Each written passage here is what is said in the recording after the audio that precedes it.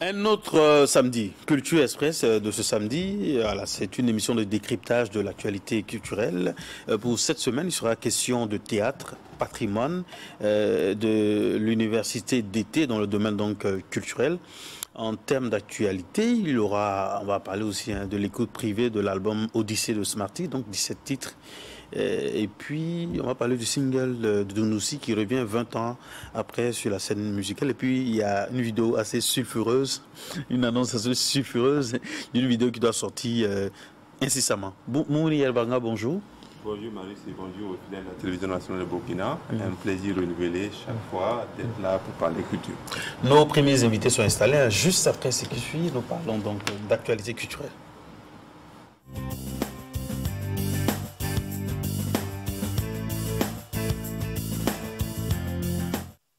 Donc, je le disais, en termes d'actualité, il y a eu l'écoute privée de l'album Odyssée de Smarty, 17 titres, qui donc annonce cet album tant attendu. J'ai été parmi les invités pour écouter, donc je peux dire certaines choses concernant. Oui, tout à fait. C'est un album de ce qu'on lit par rapport au retour que l'on a de la part de ceux qui ont eu l'opportunité d'assister à cette écoute privée-là, que c'est un album qui s'annonce de belles factures, plein d'émotions, vu que l'artiste lui-même n'a pas pu retenir ses émotions voilà, à un moment donné, justement, lors de cette écoute-là. Et on parle beaucoup, justement, de cette collaboration avec son ex-compère, pourquoi pas son futur donc compère de nouveau, donc Mandoué, dans un titre bien sûr qui va sûrement rappeler Yélène, donc au mélomane. Donc je pense que Smarty, c'est un artiste quand même. Ouais, il n'a pas encore d'album, mais il occupe l'actualité. Il occupe la scène avec presque rien, je dirais pas rien, parce qu'il y a eu 500 raisons, ensuite donc il y a eu... Et puis il y a eu aussi le boost avec le featuring avec Magic System. Exactement, donc je pense qu'avec presque 100 albums, on va dire, il occupe la scène en fait avec justement son actualité. Donc c'est quand même une prouesse extraordinaire qui prouve que cet artiste-là, il a du potentiel, et je pense que les mélomanes seront gâtés ces derniers temps en tout cas. C'est vrai qu'on n'a pas encore la date de sortie officielle donc de l'album, mais on sent que les mélomanes là ne vont pas être, j'allais dire, dessus. Voilà. Et puis si on peut voir la photo, voilà, une photo, c'est l'image de la conférence de presse. On ne va pas monter l'autre photo. Voilà. Tout à fait. C'était un choix. Oui. Et en tout cas, c'était un album plein d'émotions, des featuring notamment. Je pense que de plus en plus, l'artiste, il est assez bien structuré et bien entouré avec beaucoup de partenaires. Et ça participe aussi donc à donner un certain engouement à la carrière de l'artiste. Sur l'album, il faut rappeler qu'il y a des featuring avec Tikenja, il y en a avec Mandoué, et puis Magic System. Donc c'est un véritable voyage, comme il l'a dit, c'est l'Odyssée. On attend impatiemment l'annonce de la date de sortie, et puis le concert. Allons échouer au stade. Voilà. Et puis la deuxième actualité, lui, il revient sur la scène musicale 20 ans après, c'est Doundoussi. Il a sorti son clip ce mercredi, mais bien avant le mardi, il a invité les journalistes et les hommes de médias pour une rencontre assez chaleureuse. Mouni Yerbanga était de la partie. Oui, tout à fait. Je pense que c'était des moments quand même uniques avec l'artiste, parce qu'il y a 2 décennies qui séparent justement l'album Mélodie Djeka avec la sortie donc de ce single-là. Et beaucoup avaient soif justement d'entendre de voix Doundoussi.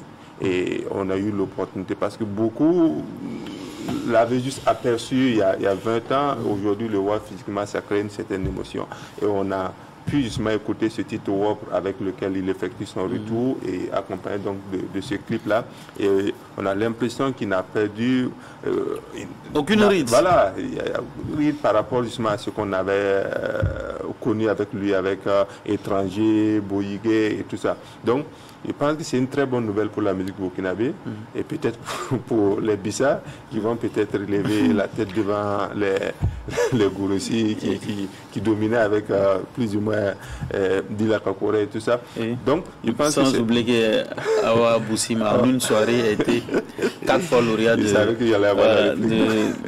Koundé. Voilà. Donc, je pense que c'est une très bonne nouvelle pour la musique burkinabé. On a hâte justement de voir véritablement Doundoussi sur scène, parce qu'on l'a dit, après la sortie de son album, il n'a pratiquement pas eu de contact réel avec le public. Ça serait une belle opportunité ce retour-là, d'avoir ce contact-là, de communier avec les fans, et les fans aussi justement vont en faire autant. Je pense que c'est une autre actualité chaude, hein, sulfureuse. Très chaude. Voilà, c'est la sortie c'est un teaser qui annonce donc un clip qui va sortir bientôt et qui fait beaucoup de remous, de grosses choses, donc voilà, d'une artiste, voilà, parce que on trouve que c'est hyper sexualisé. Il y a des associations de féministes qui appellent déjà au boycott, à l'interdiction, qui interpellent donc le CSC pour qu'on interdise donc la vidéo qui va paraître. Bon, peut-être on peut le faire déjà sur le plan national, mais si la production elle est moins de pouvoir diffuser la vidéo sur le plan international, elle va le faire, et surtout que il y a des télés qui émettent d'ailleurs, bon, qui sont ailleurs et qui émettent ici. Donc, qui n'ont pas forcément les mêmes problèmes. Mais bon, il faut quand même qu'on sache ce qu'on veut en réalité, parce que il y a une actualité très récente où on a, j'allais dire, tiré à boulet rouge sur quelqu'un justement qui a fait l'apologie de quelque chose que l'on ne veut pas. Mais en même temps, il faudra aussi que l'on travaille à éviter justement beaucoup de choses en amont.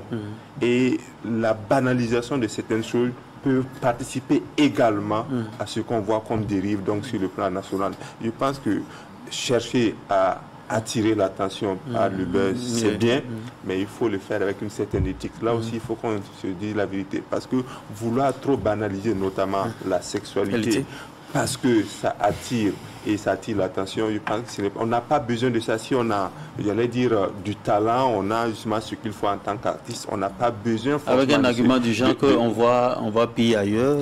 Justement, on voit pire ailleurs, mais en réalité, il faudra que les artistes comprennent une chose. Ce qui va attirer l'attention de façon, j'allais dire, pérenne, ce n'est pas les clips très osés, comme ils les appellent de façon, voilà... emballé. Sinon, bon, on ne peut pas dire que c'est des trucs quasi pornographiques, il faut dire les termes comme ça. Ce qui attire de façon pérenne, ce n'est pas ça. C'est justement le talent qui se cache derrière. Il faudra que ça soit bien agencé musicalement, que l'artiste se donne à fond. Et très souvent, si on base tout sur la sexualité, peut-être que ça peut marcher un temps parce que les gens vont y aller par curiosité, mais après...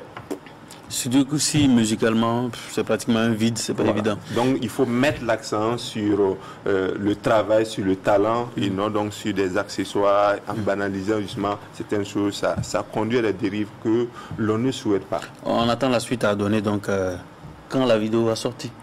Voilà. Si ça sort. Nous sommes à présent avec nos premiers invités. On parle de théâtre. Voilà. Je pense qu'il n'y a pas ça au théâtre. Même si on doit reproduire certaines choses, je pense qu'on met assez de tact quand même. Exactement, il y a des codes quand même qui permettent de ne pas s'exposer en tant que comédienne, comédien et en tant que personne. Parce que les metteurs en scène aussi ont cette vision de ne pas exposer le corps de leurs comédiens sur scène, donc ils ont des codes. Et quand on le joue, c'est très très visible. Nadine Dionou, vous êtes lauréate du projet culturel Pépinière artistique pluriel. Et puis nous sommes aussi avec le metteur en scène Charles Tiendebego. Bonjour. Bonjour. Voilà. On va commencer par Nadine. Hein. Le projet Pépinière artistique pluriel est un laboratoire de recherche artistique destiné donc à des jeunes comédiennes. Vous avez été lauréate. Parlez-nous un peu du projet. Le projet a été initié par l'École supérieure de théâtre Jean-Pierre Guingané pour permettre à ses étudiantes, c'est-à-dire les comédiennes, de pouvoir avoir un espace de s'exprimer, de produire et de réaliser leurs projets personnels qui les tiennent à cœur. Parce que depuis qu'on a quitté l'école, on a des projets, mais compte tenu du fait qu'il y a parfois, ou très souvent, il y a le manque de moyens financiers ou de manque de suivi, l'école a vraiment ouvert cette possibilité, nous a donné cette chance de nous exprimer à travers ce projet. Et j'ai été approchée par l'école, du fait que je suis issue justement de cette école. J'ai fait 3 ans de formation. Dans le théâtre? Dans le théâtre, vraiment dans le théâtre. Et en parallèle, j'avais aussi... moi-même, j'essayais de créer mes propres cordes pour ma guitare, qui est une formation parallèle avec Kouem Mahamadi en régie lumière et Blandine Yamuro en danse. C'est-à-dire j'ai eu à faire d'autres expériences. Comment est-ce qu'on fait pour intégrer l'école? L'école, il lance un appel. Et à l'issue de ça, on dépose les dossiers. Et on va dire... une sélection qui se fait, et à l'issue de cette sélection, on a 3 ans de formation. Théorie, pratique, j'imagine. Théorie, pratique, vraiment on va à fond, mais pas uniquement que le théâtre. Vraiment on nous met en relation avec beaucoup de domaines qui puissent nous permettre d'améliorer, de toujours être en perpétuelle recherche pour l'amélioration. Et puis parmi les 10 filles, vous avez été lauréate? Oui. J'ai eu cette immense chance. C'est dû à quoi? Bon, c'est vrai que vous n'êtes pas le jury pour décider. Voilà. Je veux peut-être dire que mon projet les a parlé. Je ne dirais pas que les autres projets ne les aient pas parlé, mais mon projet a plus dit quelque chose. Et comme le dit le directeur, c'était un projet qui était beaucoup plus abouti, parce qu'il faut dire que le projet, je le mûris depuis des années. Donc, le projet, c'est quoi?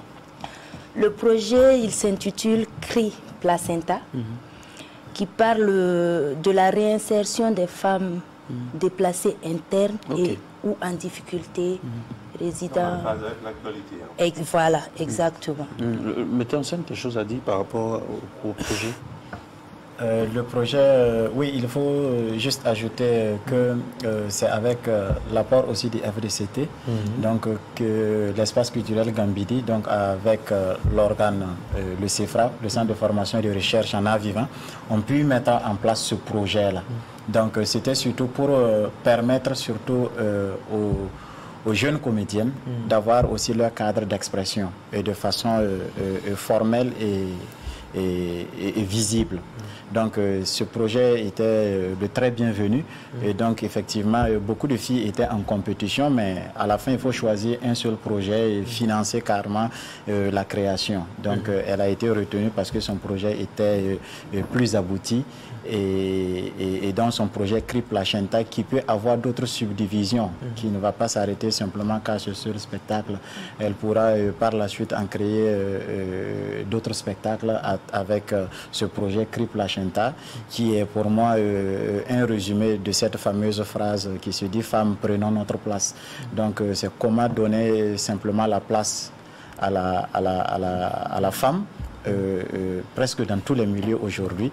Et le théâtre est l'un des lieux bien favorisés pour la femme de prendre réellement sa place. À quel moment justement vous, en tant que metteur en scène, vous avez intégré le projet, ou bien vous étiez avec la lauréate depuis le départ, ou bien c'est à quel moment vous avez pris... C'est son projet à elle. Elle a monté le projet. Elle l'avait depuis des années, comme elle a dit. Et donc, l'occasion faisant le larron, quand le PAP est arrivé, donc elle a déposé ce projet. Elle a été retenue. Et donc, pendant ces phases de recherche, elle m'a approché, elle m'a dit qu'elle aimerait que je fasse la mise en scène. Mais c'était encore une phase de recherche. Et qui dit recherche, à la fin, les résultats pourraient te conduire à plein d'autres choses. Donc, c'est ainsi que donc, elle a mené sa recherche et après, quand elle a été lauréate, elle est revenue encore en me demandant de faire la mise en scène par rapport donc, aux fruits de ses recherches. On sait qu'il y a quand même un travail colossal à battre parce que quand on a le projet en tant qu'écrit, c'est une chose, mais pouvoir le mettre en scène aussi, ça implique quelquefois justement des difficultés, peut-être qu'on n'avait pas prévu au départ. Et vous, concrètement, avec ce projet-là, pour la mise en scène, quelle a été votre situation? Il y a eu des obstacles particuliers?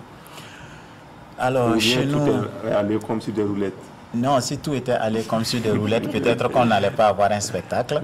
Mais c'est justement les obstacles qui nous permettent surtout d'avancer et à la fin d'avoir un spectacle qui tienne quand même la roue. Donc, effectivement, on avait quelques difficultés, notamment le temps qu'il fallait mettre en commun parce que les uns les autres avaient des activités diverses. Et ensuite, le texte qu'il fallait écrire, donc il fallait tout inventer. C'est pas comme il y avait un texte qui était déjà préécrit qu'il fallait donc directement mettre en scène. Donc il fallait trouver un dramaturge, donc un auteur, celui qui allait écrire. Et c'est ce que nous appelons dans cette technique que nous avons utilisée, donc c'est l'écriture au bord du plateau. Donc l'auteur vient, il suit donc les improvisations que nous faisons ou donc les actions physiques qui sont là. Et donc sur ça, il essaie de discuter avec le metteur en scène pour savoir quelles sont ses intentions de mise en scène. Donc sur cet apport, donc l'auteur part écrire son texte et c'est comme ça on a pu sortir un spectacle. Donc il faut dire que le texte est venu au fur et à mesure que les scènes avançaient et je crois que c'est à la dernière semaine par exemple que certaines parties du texte sont arrivées, mais c'était voulu comme ça. C'était vraiment voulu comme ça que l'auteur prenne le temps de s'imprégner davantage de comment est-ce que les choses s'agencent pour toujours écrire en fonction. Ça vous a pris combien de temps? Le travail de mise en scène? Un mois, je crois. Disons en gros un mois. Le produit fini, il est à la disposition du public pour combien de temps et où? Alors, allez-y, la suite. Le produit fini est à la disposition de tout le monde et pour un temps indéfini, jusqu'à ce qu'on s'en lasse. Et comme on le dit chez nous, on ne peut pas se lasser parce que c'est une création qui est en perpétuelle, on va dire, amélioration. C'est-à-dire on est toujours en recherche, ce qui fait que le produit, on ne peut pas le dire final. Parce qu'à chaque fois que quelqu'un viendra, par exemple, si vous venez suivre ce spectacle 5 ou 6 fois, vous verrez qu'à chaque fois, il y aura quelque chose de plus ou quelque chose de moins qui rend le spectacle encore plus fort, plus intense. Quelles sont les prochaines représentations? Pour l'instant, à l'instant T, comme ça, on n'a pas encore de date, compte tenu du fait qu'on est en période de vacances culturelles, comme vous devez le savoir ici. Donc, c'est à la reprise. Maintenant, on est déjà en septembre. Donc, dans quelques jours, j'espère que... Même si la grande première, ça a été le 30, hein, le 30 Voilà, c'était la restitution. Le 30, c'était la restitution. Et c'était vraiment agréable pour nous sur la scène et les retours étaient positifs. Et vous, ça vous fait quoi? C'est lorsque vous avez pu réaliser ce projet? Oui. Pour le moment, c'est assez difficile de se dire que parmi tant de personnes avec de si belles idées, tu as pu au moins créer ton petit chemin. J'ai pu faire un peu laisser parler mes idées, mon intérieur en fait. Parce que ce projet, comme je l'ai dit, ce n'est pas un projet qui est né juste parce qu'il y avait ce projet en question. Il est né depuis des années, depuis 2017, que je le mûris. Donc, il faut dire que le réaliser maintenant et avoir surtout de tels retours, pour moi, c'est toujours bien et surtout difficile. Et qu'on espère qu'il aura aussi un impact. J'espère vraiment. C'est-à-dire parce qu'il y a un volet sensibilisation. Exactement. Que ça puisse toucher des cœurs, que ça puisse impacter. Exactement. C'est l'idée première. On sait que les femmes déplacées internes qui sont plus ou moins au cœur justement de cette pièce de théâtre connaissent déjà la réalité et qu'il faut toucher d'autres personnes. Mais est-ce que si la possibilité se présentait, vous serez justement partante pour représenter cette pièce-là à l'intention justement de certains sites où on trouve donc des femmes déplacées? Je crois que l'idée première même c'est ça, cette sensibilisation, le fait de leur dire quelque part qu'on n'est pas ignorant ou on ne ferme pas les yeux sur ce qui les arrive, parce qu'on est tous susceptibles d'être à leur place. avec ce qui arrive aujourd'hui dans le monde. Personne n'est à l'abri. Donc, si il s'avérait qu'on ne joue pas justement dans ces espaces, ce serait pour nous peut-être un échec quelque part d'avoir construit ça. Parce que c'est les premières concernées plutôt, et elles méritent quand même qu'on leur dise quelque part ce merci de nous qui ne sommes pas dans cette situation, de nous donner cette force, cet espoir de voir demain encore plus beau. Merci bien Nadine et notre ami Charles Tienebogo. Vous restez avec nous. On parle de culture toujours avec Dr Pedewende Isaka Tienebogo. Il est professeur, il enseigne à l'université de Ouagadougou. Voilà, on va parler des universités d'été. Donc, c'est sous le thème culture et cohésion sociale au Burkina Faso que l'association culturelle Sylvie Chalaï a tenu sa 3e édition d'université d'été le samedi 28 août, donc à Ouagadougou. L'objectif était de montrer le bien fondé de la culture à travers différents panélistes. Donc, docteur, déjà, hein, ça fait 3 éditions. C'est quoi les universités d'été dans le domaine de la culture? Ok, merci déjà pour la parole et merci de l'invitation. Je dirais que les universités d'été, c'est un peu comme ce que nous voyons en Afrique, hein, c'est un peu l'arbre à palabres sous lequel on peut discuter des problèmes et trouver des solutions. Et nous sommes à notre 3e édition. Et cette année, le thème c'était culture et cohésion sociale, un thème qui est en rapport avec l'actualité. Et nous avons décidé d'intituler l'université d'été pour respecter certains cours scientifiques. Et on aurait pu l'appeler université d'hivernage, université de pluie, voilà, université, voilà, donc c'est un choix esthétique, comme nous avons des metteurs en scène ici, voilà, et puis pour respecter aussi la déontologie de la recherche. Donc nous sommes à notre 3e édition, l'engouement qui se ferait autour de cela nous ravit toujours de pouvoir continuer dans cette lancée. En termes d'acquis des éditions passées, quels ont été les acquis? Bon, les acquis, c'est que chaque année, les gens sont mobilisés. Comme nous disons, et nous prenons une demi-journée. Pendant une année, on attend une année, on prend une demi-journée pour discuter autour d'une problématique. Et si nous prenons la première édition, on avait parlé de la place des arts dans le dialogue interreligieux, parce que vous n'êtes pas sans ignorer que nous vivons l'extrémisme violent. Et donc comment les religions traditionnelles, les religions révélées peuvent trouver, si vous voulez, un modus vivendi pour calmer un peu les cris, si je peux m'exprimer ainsi. Et l'année passée, nous avons travaillé un peu sur l'impact du Covid-19 sur le secteur de la culture.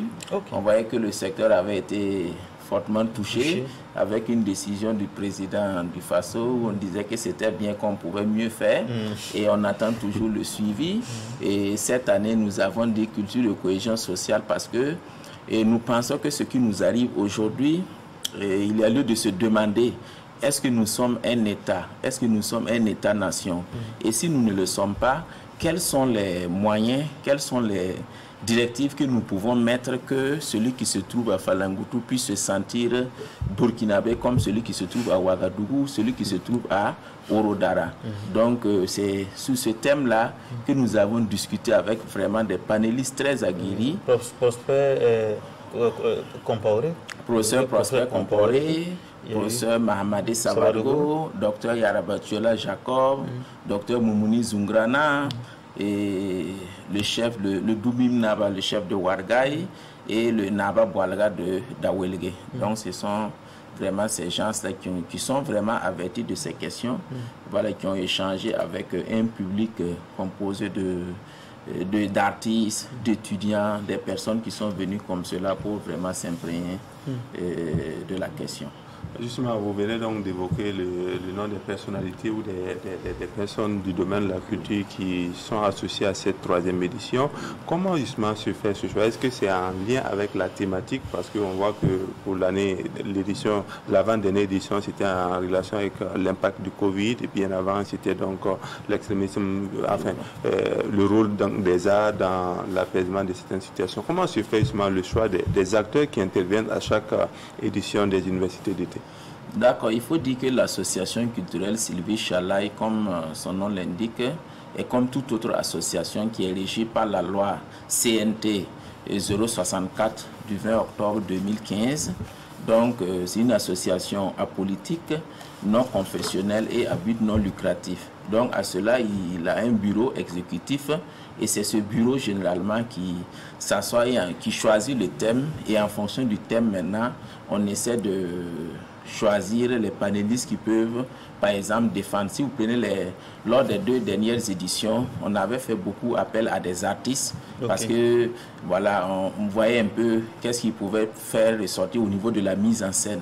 Si on prend un artiste comme Paul Zungrana, qui avait fait une création dénommée Compter pour la paix et la cohésion sociale, il avait pu prendre part un artiste comme Mahamoudou Tendano, un artiste et administrateur comme Martin Zongo avait pris part. Mais cette édition, comme on parlait seulement de la culture, on a trouvé bien de chercher des hommes qui sont vraiment... Si je prends un docteur Moumouni Zungrana, c'est un spécialiste de la littérature orale, qu'est-ce que nos traditions peuvent nous apporter? Il a développé une thématique, par exemple, sur la parenté à plaisanterie. Qu'est-ce que tout de suite vous avez joué en lançant des invectives, le Bissa au Gouroussi, le Bobo au Peul, voilà, le Mossi au Samon. Voilà, quelles sont ces valeurs-là que nous pouvons cultiver autour de nous. Et l'une des innovations majeures de ces universités d'été est que nous avons ensemble introduit ce qu'on appelle le prix Prosper Compaoré pour le théâtre en Afrique. Nous avons vu que nous avons des gens qui sont des sources d'inspiration pour nous. Voilà, à travers nos voyages et tout cela. Et nous avons dit qu'au lieu qu'une personne le fasse pour nous, nous-mêmes nous allons le faire. Donc, lors de la 4e édition, une compétition de textes, on a parlé tantôt de théâtre ici, de textes dramatiques seront reçus avec un jury vraiment spécialisé qui va étudier les textes et nous allons retenir peut-être au moins 5 textes que non seulement nous allons les primer et nous allons voir comment éditer ces textes-là. Parce que nous avons des dramaturges ici, ils vont vous dire que depuis les années 1980 jusqu'à aujourd'hui, nous avons beaucoup, il a parlé d'écriture de plateau, mais généralement ce ne sont pas des textes qui sont édités. Donc quand on va parler des textes, on va vous parler du Fou, de Jean-Pierre Guingané, on va parler des Voix du silence, de Prosper, on va parler, mais des textes des jeunes comme ça, jeunes dramaturges, ils n'existent pratiquement pas. Exception faite à Aristide Tanagda. Aristide Tanagda, oui, voilà, mais qui est une écriture aussi qu'on peut qualifier d'écriture de plateau, voilà, parce que c'est lors de ses résidences qu'il s'inspire et puis il fait ces pièces-là. Donc nous voulons vraiment des écritures dramatiques, des pièces que des gens vont s'inspirer et nous allons commencer à éditer ça pour combler ce vide-là. Et l'une des missions aussi des universités d'été, c'est cela. Et il faut dire qu'au Burkina Faso, on a une floraison quand même de mise en scène, que ce soit les espaces qui existent, nous suivons les spectacles, mais souvent la réflexion aussi manque. Donc les universités d'été viennent combler, si vous voulez, ce vide que nous n'avons pas. C'est vrai que c'est une jeune association, on essaie de le faire une seule fois par an, mais peut-être de plus en plus les partenaires aussi s'approchent de nous parce qu'ils savent que nous faisons un travail qui est assez sérieux pour que nous puissions effectivement continuer ce travail-là. Merci bien. Et il n'y a pas que les universités d'été dans le programme de votre association? Oui, il n'y a pas que les universités d'été. Il faut dire que l'association a une troupe de théâtre. Une troupe de théâtre qui est spécialement composée de comédiens, il faut dire amateurs, plus quelques professionnels. Et à la demande souvent de certains organismes, nous produisons des spectacles. Et, par exemple, nous avons produit un spectacle sur la résolution 2250 des Nations Unies sur la paix, la cohésion sociale, qui avait été commandité par l'ONG Oxfam. lors de la CENI aussi nous avait demandé de créer des spectacles. Donc petit à petit, bon, nous aussi on essaie d'étaler un peu notre savoir-faire, mais vraiment dans le calme et dans la discipline, comme on le dit. Et en plus de cela, des prix que nous allons organiser, nous faisons généralement ce qu'on appelle des soirées partage, où on choisit une soirée, on échange sur un sujet donné, un sujet culturel bien sûr. Merci bien, docteur Pegwende Isaka Tiendebogo. C'était un plaisir pour nous d'être avec vous. Merci. Et puis à 2022 pour la 4e édition. Merci beaucoup. Voilà. On va vous proposer de la musique, de la vidéo, et puis on va recevoir nos prochains invités. C'est une vidéo extraite de l'album de Alif Naba, le 5e album So Walk. Et puis la dernière vidéo, c'est il y a à peine une semaine, hein, une dawa avec Ismaël Lo. Bientôt vous aurez, voilà, bientôt vous aurez donc l'album se porte bien, hein, voilà, dans l'ensemble. Une grosse présence médiatique voilà. À saluer. Nous sommes à présent, juste après ce qui suit, nous allons parler de nos prochains invités après le jingle.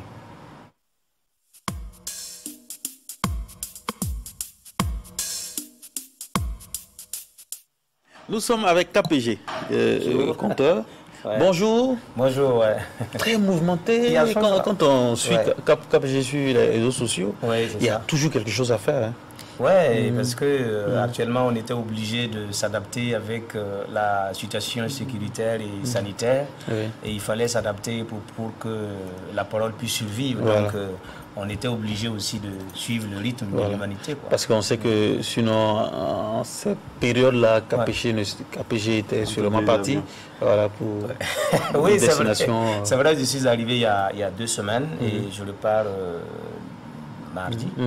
Encore pour d'autres spectacles, pour le spectacle Soupim, qui est mon nouveau spectacle pour la tournée en Europe, où nous allons construire les fourneaux. On va construire les fourneaux, faire la réduction du fer, pour montrer aussi aux autres humanités que nous aussi on avait une civilisation, on avait une façon de voir le monde, nous avons une philosophie de vie aussi qu'on défendait. Donc c'est ça qu'on va faire à partir de la semaine prochaine. Voilà. Et puis également avec nous Jacob Bamugo de l'association Pacete, initiatrice du festival Louis Binde. Bonjour. Bonjour. Voilà, c'est un plaisir. Et puis ensemble, nous allons parler de l'état des fourneaux traditionnels donc à Kaya.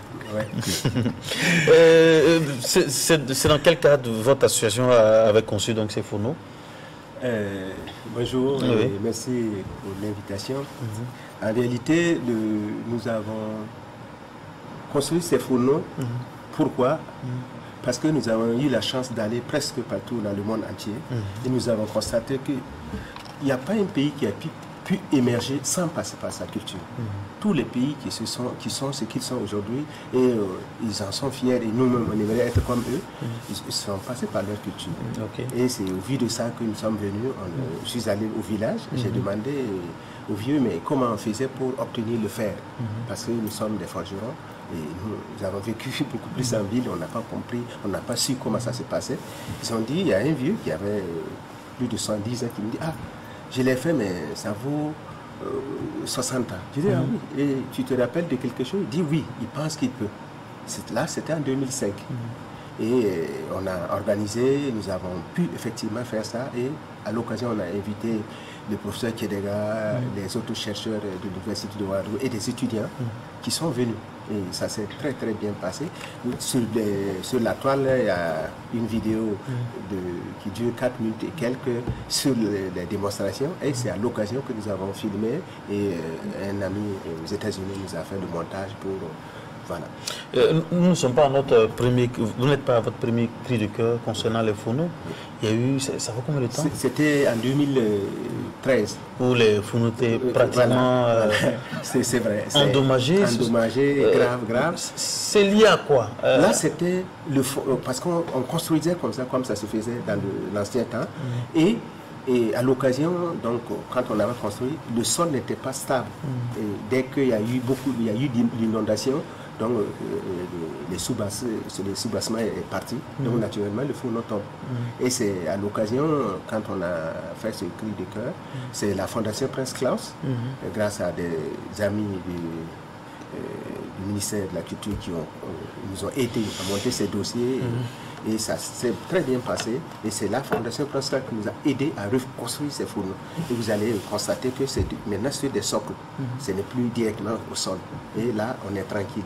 Et à l'occasion, ça nous avait permis d'acheter même des bâches pour les couvrir pendant la saison des pluies. Mais vous imaginez, depuis 2013 à maintenant, c'est tout un problème. Donc les bâches sont parties, naturellement. On a tenté d'avoir les moyens de pouvoir les couvrir, de trouver d'autres solutions. Il n'y a pas moyen parce qu'on n'a pas les moyens pour... Le but, en dehors de l'aspect culturel et tout, le but de la mise en place de ces fourneaux-là, est-ce que quelque part il n'y a pas une astuce pour pouvoir engager de l'argent? Je ne sais pas, à travers les visites, pour pouvoir entretenir donc les fourneaux. Parce qu'ici, à chaque fois, on doit faire des appels. Ça fait quand même bizarre. Oui, mais qu'est-ce que vous voulez? C'est le pays qui est comme ça. Même les visites, qui viennent là-bas? C'est les rares de gens qui viennent. C'est les étrangers qui venaient, mais maintenant, il n'y a plus d'étrangers. Mais est-ce que là, il n'y a pas un problème marketing aussi de ceux qui tiennent les lieux? Parce que quand on tape même sur Internet ou les réseaux sociaux, pour avoir des informations, c'est difficile. Hein? Bon, mais pourtant, nous avons un site qui fonctionne très bien et beaucoup de gens, et même dans la semaine, je vois des likes, des gens qui suivent, qui regardent, qui ne comprennent pas. Mais le problème, c'est qu'aujourd'hui, c'est un patrimoine national. Et je me dis qu'on doit tous s'unir pour sauver cette situation. Parce que parce qu'on peut même faire un bilan, parce que ça fait 20 ans que nous existons.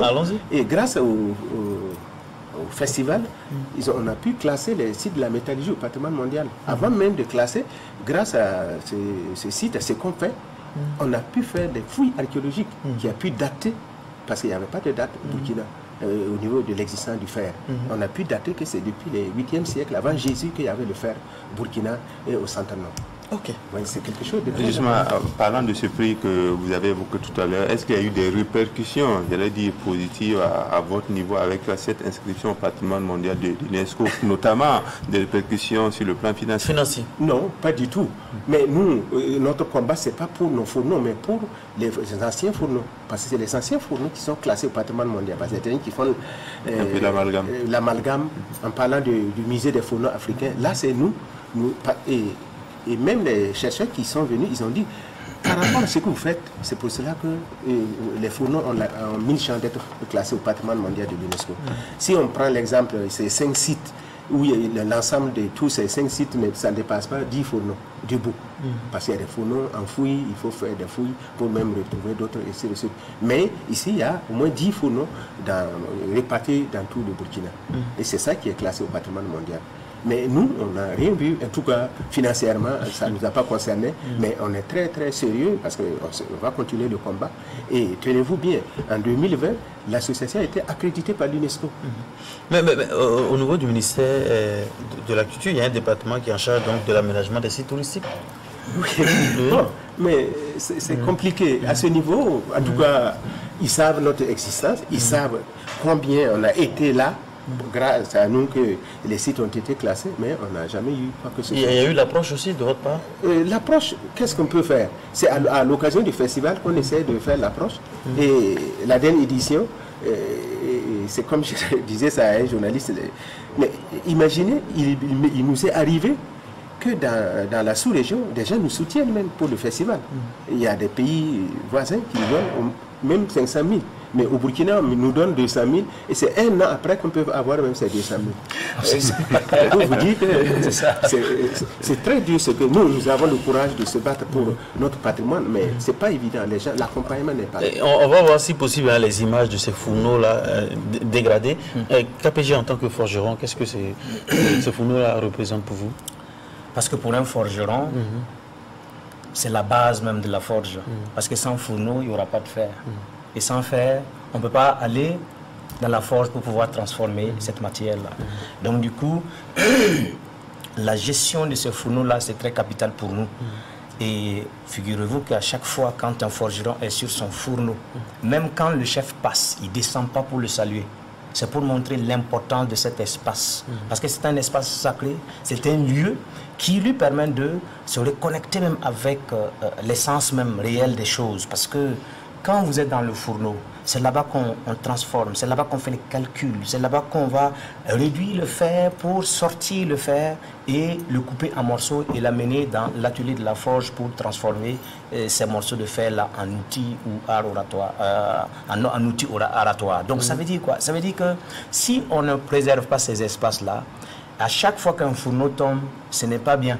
Parce que symboliquement, ce n'est pas bien. Ça veut dire que ça laisse un message. Ça laisse un message.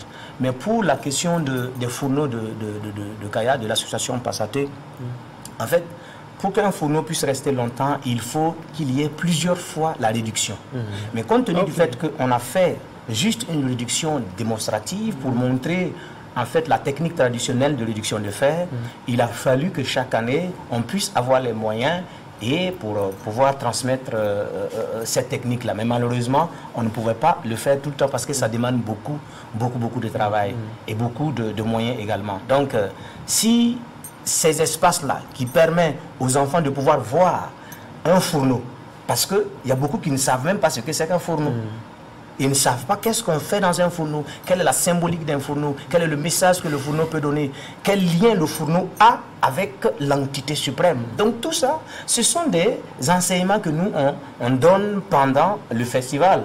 Mais si on nous enlève cette partie-là, comment nous, on va transmettre les valeurs que nos ancêtres nous ont léguées. Et cela a inspiré aussi la création de votre spectacle Soupim. Effectivement, parce que le spectacle Soupim, nous on l'a fait, je profite en même temps de dire merci au Larlé Naba qui nous a ouvert sa cour pour pouvoir construire ce fourneau-là. Quand on a construit le fourneau, beaucoup de gens ne connaissaient pas parce que pourtant, pendant 20 ans, l'association Passaté faisait ça. Nous, on faisait depuis Kaya. Mais comme c'est loin, tous ceux qui sont dans la ville ne connaissaient pas. Donc, ça a permis aux gens de pouvoir savoir c'est quoi la réduction du fer, c'est quoi un minerai de fer, c'est quoi un pebra, c'est quoi un zouglaouende, etc. Je ne peux pas citer tous les noms ici. Donc, ça fait que ça permet aux gens aussi de savoir les différents types de fourneaux qui existent. On a fait les fourneaux des Mossé, les fourneaux Noumou, qui ont des formes tabulaires, les fourneaux de Mossé qui ont des formes coniques comme ça, avec plusieurs types qu'on a, Fonra, Boara et puis Boanga. Donc, ça nous a permis aussi d'enseigner aux enfants c'est quoi un fourneau, c'est quoi un forgeron, quel est le rôle du forgeron dans la société, quelle place ils occupent dans la société, quel est le comportement qu'un forgeron doit avoir dans la société. Nous, on a ce sont des espaces qui nous permettaient de pouvoir transmettre ces messages-là. Mais si on n'a pas ces espaces, ça veut dire que on va encore accuser que non, les enfants souffrent de problèmes d'éducation. Mais quel est le rôle des adultes dans tout ça? Quel est le rôle des parents dans tout ça?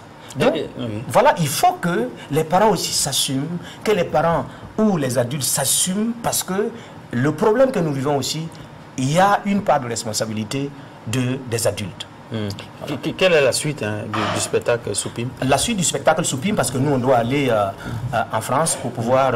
parce qu'on a le festival de Limoges qui nous a invités pour que nous puissions présenter ce spectacle-là dans la ville de Limoges à plusieurs reprises pour permettre, en tout cas, aux citoyens français de voir comment on fait la réduction, quelles sont les techniques traditionnelles de réduction de fer. Donc on va faire ça là-bas, puis après on va jouer à Paris, on va jouer à Bibrat, on va jouer pour 2022. C'est-à-dire qu'en tout cas, il y a plusieurs festivals qui nous ont demandé de venir. Donc on est parti avec les minerais, tout pour construire les fourneaux là-bas, pour montrer... Il aura avec vous des forgerons?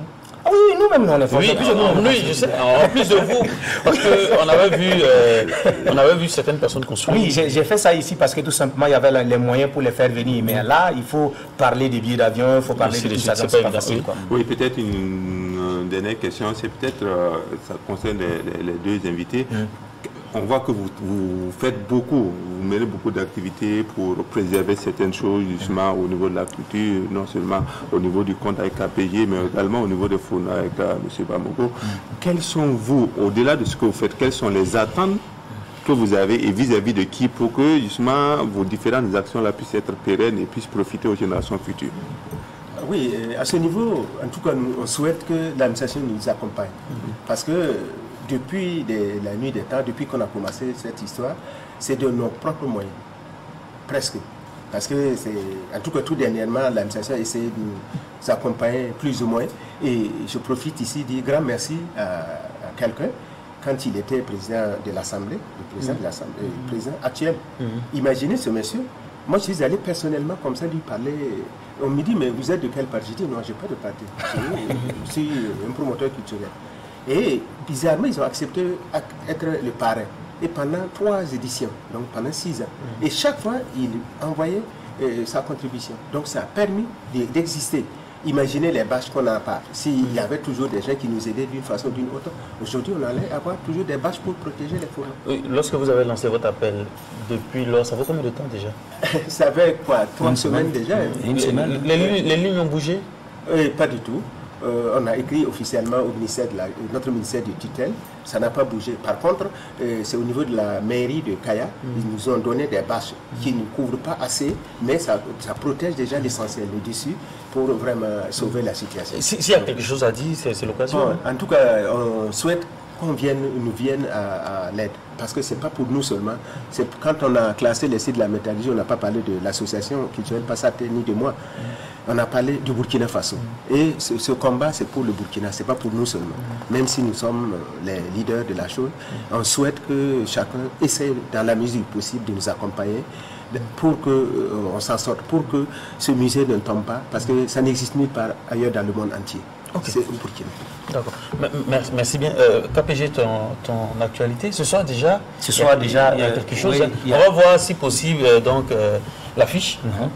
Ce soir, il y a... Ce soir, en fait, il y a la rentrée de l'endogène, de l'association l'endogène, et ce soir du côté de Wayalguin. Et donc, tous les artistes, on est là-bas ensemble, et puis on va partager, et comme on dit, converger, converser, et puis convertir à l'image de la place du village, où on va se retrouver pour se donner des idées pour la construction de notre nation. Il s'agit de quoi exactement? Je vois conte, musique... Il y a conte, musique, et c'est ça, je dis que c'est à l'image de la place du village. Parce que quand on arrive à la place du village... C'est une création. Hein. C'est une création. C'est une création avec des Altinos, avec Amzi, avec Habib Sawadgo, avec les conteurs de l'atelier de la Forge, et puis François-Moïse Bamba, et il y a qui j'ai pas encore... Oui, de grands docteurs. Donc tous ces artistes-là, on s'est retrouvés pour avoir... Malika la Slameuse, effectivement. Donc avec tous ces artistes-là, nous allons porter la parole. Une parole de reconstruction, une parole qui rassemble, une parole qui soigne, une parole qui fait en sorte que chacun de nous doit s'assumer pour un ancrage réel, parce que vous savez, aujourd'hui on voit que beaucoup de gens ne parlent pas leur langue. Quand tu dis à quelqu'un de parler sa langue, il dit ah morbala, alors que chaque langue véhicule des valeurs, c'est-à-dire que des philosophies de vie. Donc c'est pour ça nous tentons de faire en sorte que les gens puissent revenir à la source, faire recours à la source, avoir un ancrage qui leur permet de pouvoir faire face à ce monde en turbulence. Merci bien KPG, merci bien à Jacob Bamugou. C'est un plaisir et on espère que l'appel a été entendu et qu'il aura par la suite des réactions. Merci. Donc on sera là ce soir du côté du foyer. Vous êtes invités à 19h. Allez. Donc on se retrouve la semaine prochaine pour d'autres actualités culturelles.